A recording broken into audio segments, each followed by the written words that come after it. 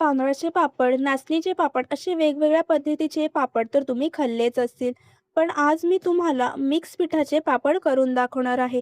असे पापड करताना सर्वात आधी पिठाला उकड काढली जाते. त्यानंतर पीठ चांगलं वाफवलं जातं. जसं आपण उकडीचे मोदक वाफवतो अगदी तसंच हे पीठ वाफवलं जातं. आज आपण पिठाला उकड देऊन ते चांगलं मळून तेलाचा एकही थेंब न वापरता आणि वर्षभर टिकणारे चौपट फुलणारे पापड बनवणार आहोत. पापड तळल्यावर खायला अगदी अप्रतिम लागतात. तुम्हाला जर तळून नसतील खायची, तर तुम्ही ते भाजून सुद्धा खाऊ शकता. रेसिपी नेहमीप्रमाणे भरपूर टिप्ससोबत तुमच्यासोबत शेअर केलेली आहे. त्यामुळे व्हिडिओ स्किप न करता संपूर्ण बघा. चला तर मग वेळ न घालवता लगेच रेसिपीला सुरुवात करूया. इथे मी 2 कप पीठ घेतले. हे पीठ फक्त तांदळाचं नसून तर मिक्स पीठ आहे. म्हणजे यामध्ये तांदूळ, ज्वारी, बाजरी, नाचणी ही सर्व पिठं आहेत. मिक्स पिठाची भाकरी करण्यासाठी जे पीठ दळून आणतो ना, तेच हे पीठ आहे. इथे मी 2 कप पीठ घेते आहे. त्यासाठी 3 कप पाणी घ्यायचं आहे. 1 कप पिठासाठी 1.5 कप पाणी एवढं घेतलं जातं. तर इथे 2 कप पीठ घेतलं तर त्यासाठी 3 कप पाणी घालून घ्यायचं. पाणी घातल्यानंतर त्यामध्ये मीठ घालून घ्यायचे. इथे मी 2 चमचे मीठ घातले. छोटा अर्धा चमचा पापड खार घातले. वाळवणीच्या पदार्थांमध्ये मीठ हे नेहमी कमीच घालावं, कारण पापड खारमध्ये देखील मीठ असतं. आता झाकण ठेवून एक उकळी काढून घ्यायची. झाकण ठेवून उकळी काढली की पाण्याला लवकर उकळी येते. पाण्याला उकळी आली की त्यामध्ये अर्धा चमचा जिरं घालायचे. पाव चमचा काळी मिरी जाडसर कुटून घालायची. जिरं आणि काळी मिरी घातली की पापडाला चव छान येते. आता गॅस एकदम कमी करून घ्यायचे आणि पीठ घालून घ्यायचे. पीठ घातलं की एका लाटणीच्या सहाय्याने ते लगेच लगेच मिक्स करून घ्यायचं. लाटणीने मिक्स केलं की अजिबात त्याच्या गुठळ्या होत नाही आणि सहज आपल्याला मिक्स करता येतं. पिठाला उकड काढताना नेहमी जाड बुडाचा टोप घ्यायचा. जाड बुडाचा टोप किंवा कढई तुम्ही घेतलात की अजिबात पीठ जे आहे ते खाली लागत नाही. लाटणीचं ते जे पीठ आहे ते सुद्धा चमच्याने काढून घ्यायचे. 5 मिनिटासाठी आता हे असंच वाफवायला ठेवून द्यायचे. आता मी यावरती झाकण ठेवून घेते. 5 मिनिटं झाली की झाकण काढून घ्यायचंय.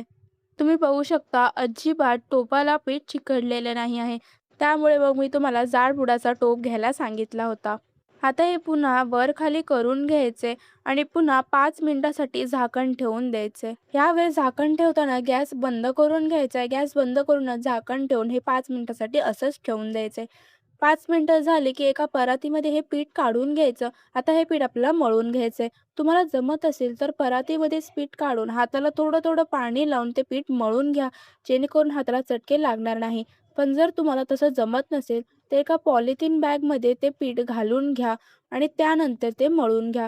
जर तुमच्याकडे पॉलिथिन बॅग नसेल तर एका सुती कापड घ्यायचा, त्याला हलकासा ओलसर करून घ्यायचा आणि मग ते पीठ मळून घ्यायचं. असं केलंत की अगदी सहज तुम्हाला पीठ मळता येतं आणि हाताला देखील अजिबात चटके लागत नाही. इथे तुम्ही बघू शकता 5 ते 6 मिनिटासाठी असंच छान रगडून पीठ मळून घ्यायचं आहे. पीठ मळून झाल्यावरती मी तुम्हाला दाखवते अजिबात पिशवीला चिकटलेलं नाही आहे. ह्यावरून आपल्याला समजतं की आपलं पीठ अगदी परफेक्ट तयार झालंय. आता हाताला हलकंसं पाणी लावून घ्यायचे आणि ह्याचे गोळे करून घ्यायचे. अजिबात आपण ह्यामध्ये तेलाचा वापर केलेला नाहीये. बिना तेलाचा वापर करताच हे पापड आपण करून घेतोय. पुन्हा एक पॉलिथिनची पिशवी घ्यायची, त्याला पाणी लावून घ्यायचं. त्याच्यावरती दुसरी एक पॉलिथिनची पिशवी ठेवायची आणि अशा पद्धतीने प्लेटने पापड करून घ्यायचा आहे. तुमच्याकडे जर रोटी मेकर असेल तर तुम्ही त्याचा सुद्धा वापर करू शकता. वरची पॉलिथिनची पिशवी काढून घ्यायची आणि आता हे पापड सुकण्यासाठी घालायचे. तुम्ही बघू शकता इथपर हे पापड पातळ मी ठेवलेले आहेत. पापड सुकत घालण्यासाठी सुद्धा असं एक पॉलिथिन घालून घ्यायचं. त्यावरती पापड उपडी घालायचा, हाताने थोडंसं प्रेस करून घ्यायचा आणि अलगद हाताने पॉलिथिनची पिशवी काढून घ्यायची. अशाच पद्धतीने सर्व पापड लाटून घ्यायचे. मी तुम्हाला अजून एक पापड करून दाखवते. ताटलीने अशा पद्धतीने प्रेस करून घ्यायचं आणि जर तुम्हाला वाटले की पापड थोडासा जाडसर आहे, तर लाटणीने पुन्हा ते लाटून घ्यायचं. जेवढा जमेल तितका पातळ हा पापड करायचा आहे. पापड जर पातळ लाटला गेलेला असेल, तर त्याला सुकायला कमी वेळ लागतो. पापड तळल्यानंतर कुरकुरीत होतो आणि अगदी चौपट असा तो फुलून येतो. लाटून झाल्यानंतर हा पापड देखील सुकायला घालायचा आहे. अशाच पद्धतीने सर्व पापड करून घ्यायचे. 2 कप पिठामध्ये माझे 40 पापड तयार झालेले आहेत.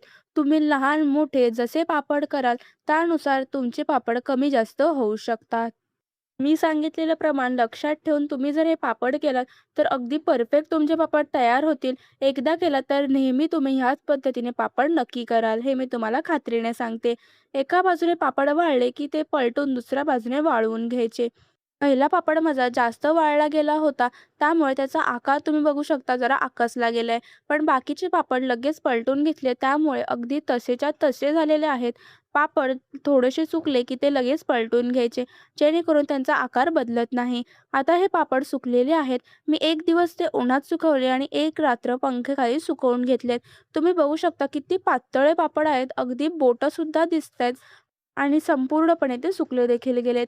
तेल व्यवस्थित तापवून घ्यायचं आणि पापड कढईमध्ये तळून घ्यायचे.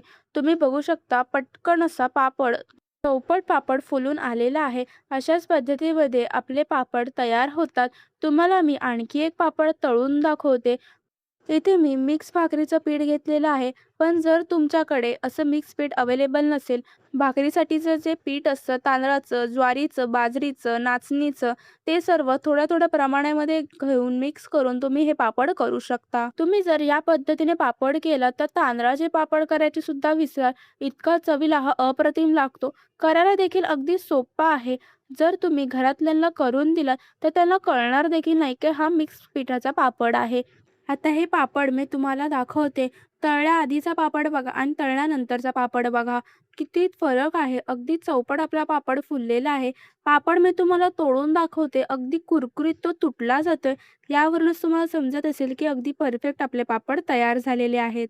रेसिपी कशी वाटली हे कमेंट करून नक्की सांगा. रेसिपी आवडली असल्यास व्हिडिओला एक लाईक नक्की करा. चॅनलवर नवीन असाल, चॅनल अजून सबस्क्राईब केलं नसेल तर लगेचच चॅनल सबस्क्राईब करा. जेणेकरून माझे येणारे नवनवीन रेसिपीचे व्हिडिओ तुम्हाला पाहता येतील. भेटूया पुन्हा अशाच एका नवीन रेसिपीसोबत नवीन व्हिडिओमध्ये. तोपर्यंत धन्यवाद.